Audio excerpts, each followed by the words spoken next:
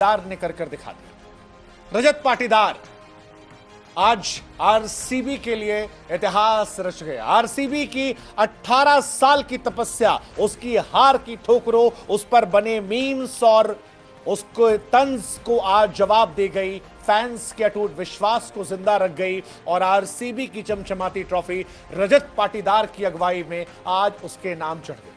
कमाल है यार, कमाल है।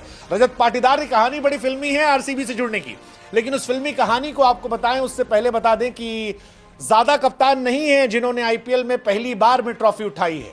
एक का नाम शेन वॉर्न है जिन्होंने पहले साल उठा लिया था, एक रोहित शर्मा है जिन्हें आप ऑल टाइम ग्रेट कप्तान में कहते हो, एक वो हार्दिक पांड्या है जिन्होंने गुजरात को जिताया था और फिर इंडियन टीम की कमान को संभाल लिया था, और एक अब रजत पाटीदार है। एक अनसंग हीरो, एक ऐसा खिलाड़ी जिसे टीम में चुना नहीं गया और वहां से एक कप्तान बनना जिसने विराट सपने को पूरा कर दिया, 18 साल के ख्वाब को मुकम्मल कर दिया।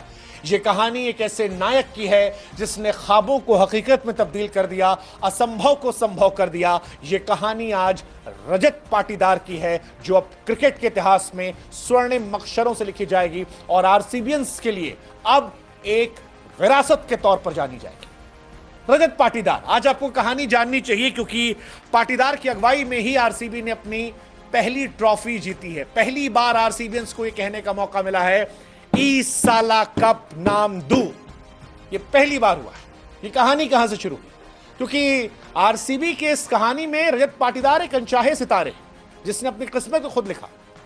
आपको जानकर हैरानी होगी, 2022 का आईपीएल था, ऑक्शन चल रहा था, बड़े बड़े दिग्गजों के नाम गूंज रहे थे आईपीएल के ऑक्शन में, रजत पाटीदार का भी नाम आया।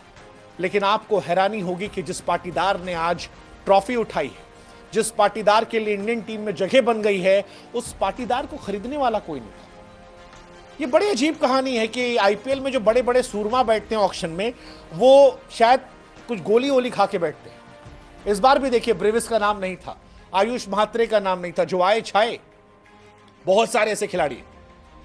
उस साल भी यही हुआ था, रजत पाटीदार का नाम नहीं था, कोई खरीदार नहीं था। और मध्य प्रदेश का ये लड़का जिसके बल्ले में आग थी, जिसे कभी वेंकटेश अय्यर ने कहा था कि वो क्रिकेट की दुनिया का सबसे खूबसूरत बल्लेबाज है, एक ऐसा बल्लेबाज जिसके बैटिंग स्टाइल को देखकर आपका दिल चला जाएगा, उस दिन वो अनसोल्ड था। रजत ने हार नहीं मानी और किस्मत तो कुछ और मंजूर था। आरसीबी ने खिलाड़ी को खरीदा था, नाम था लवनीत सिसोदिया।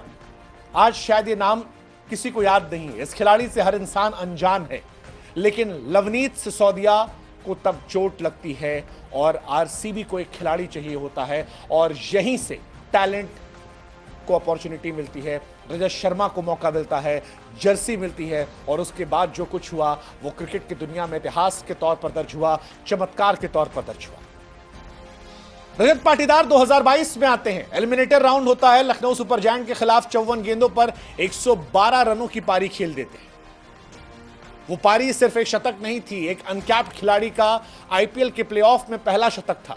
एक ऐसी पारी थी जिसने रजत पाटीदार को रातों रात स्टार बना दिया था। फैंस झूम उठे थे, स्टेडियम गूंज उठा था और आरसीबी की दुनिया में एक नया हीरो जन्म ले चुका था। एक नया हीरो जिससे उम्मीद जग रही थी कि ये कुछ बड़ा करेगा, कभी सपना पूरा करेगा।